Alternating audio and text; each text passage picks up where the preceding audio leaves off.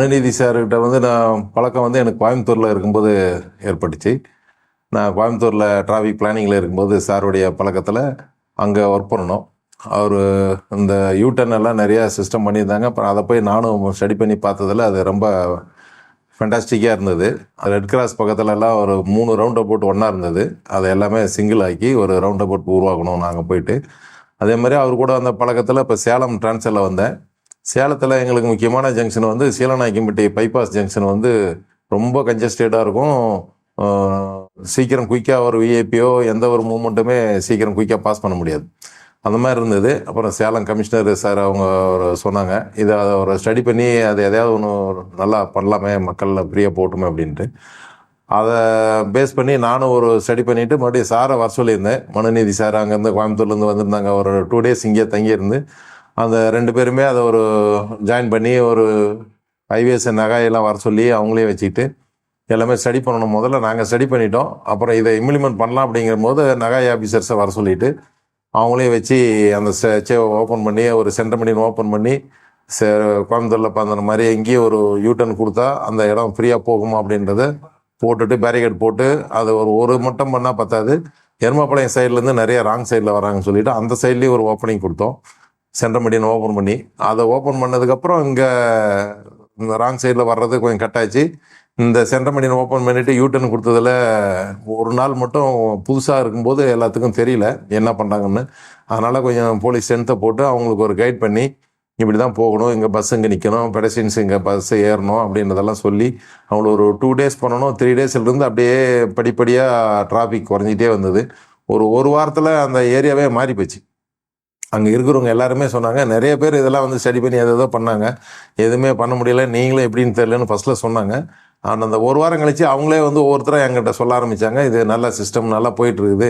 மோர் தென் 3 months பிப்ரவரியில் start பண்ணது. மோர் தென் 3 months அந்த ஸ்ட்ரெச்சில் எந்த ஒரு இஷ்யூமே இல்லாமல் இது வரைக்கும் எந்த ஒரு ஆக்சிடெண்ட்டோ ஒரு டிராஃபிக் கன்ஜஸ்டனோ எதுவுமே இல்லாமல் ஃப்ரீயாக போயிட்டுருக்குது.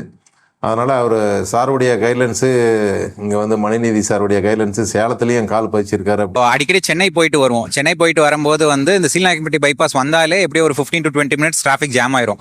வீக்டேவாக இருக்கட்டும் வீக்கெண்டாக இருக்கட்டும் என்னைக்கு வந்தாலுமே ஒரு 15 to 20 minutes ஆயிரும். ஆனால் இப்போ வந்து ரீசெண்டாக அந்த டிராஃபிக் இம்ப்ரூவ்மெண்ட்லாம் பண்ணதுக்கு அப்புறமா நிற்கிறதே இல்லை, டிராஃபிக் நிற்கிறதே இல்லை.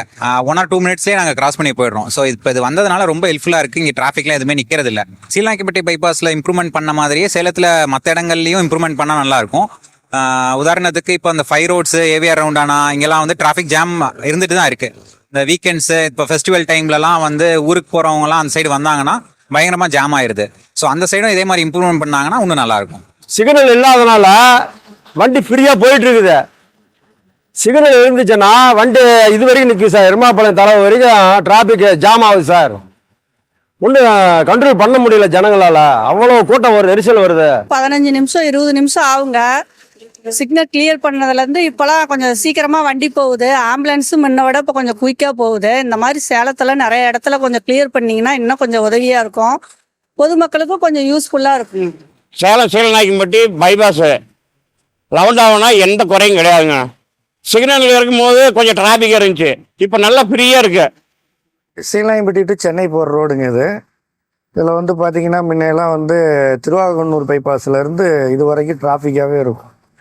இப்போ பார்த்தீங்கன்னா இந்த ரோடு பிரித்து விட்டதுலேருந்து இந்த மாதிரி டிராஃபிக் இல்லை.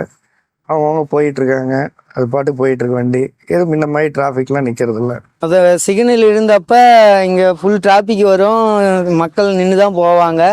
இப்போ சிக்னல் எடுத்துகிட்டு ரவுண்டாக போட்டதுக்கப்புறம் எந்த பிரச்சனையும் இல்லை, நார்மலாக வண்டி போயிட்டே இருக்குது, எந்த ஒரு இடைஞ்சலும் எதுவும் இல்லை. நாங்கள் இதே இடத்துல தான் கடை போட்டுக்கிட்டு வியாபாரம் பார்க்குறோம். முதல்ல வந்து இங்கே வண்டி நிற்கும், இப்போலாம் நிற்கிறதில்ல, நேராக போயிடுறாங்க. கஸ்டமர் வந்தால் ஒவ்வொருத்தர் நின்று வாங்குறாங்க, எந்த பிரச்சனையும் இல்லை. டிராஃபிக் ஜாம் அதிகமாக இருந்துச்சு. இப்போ டிராஃபிக் ஜாம் இல்லாமல் யூட்டர்ன் போட்டதுனால ஃப்ரீயாக போகுது வண்டி.